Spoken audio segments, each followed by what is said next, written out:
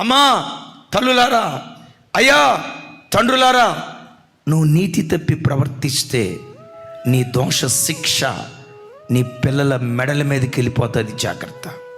ఒకవేళ నువ్వు అనుకోవచ్చు, నాకేముందండి, వయసు ఉంది, అందం ఉందండి, చిన్న వయసులో మంచి ఉద్యోగం వచ్చిందండి, నెలకొచ్చి 50,000 రూపాయలు, 1,50,000 రూపాయలు జీతం అండి, అందం ఉందండి, ఆ అమ్మాయి రమ్మంటుందండి, ఈ అమ్మాయి రమ్మంటుందండి, ఆ అమ్మాయి ప్రపోజల్ పంపించిందండి, నా అందానికి వాళ్ళు ఫిదా అయిపోయారండి. తిరుగు రేపేం జరిగిద్దో తెలుసా? నీ పాప దోషం నీ పిల్లల ఒడిలో పడుతుంది, జాగ్రత్త. నీ పాప దోషం నీ పిల్లల ఒడిలో పడి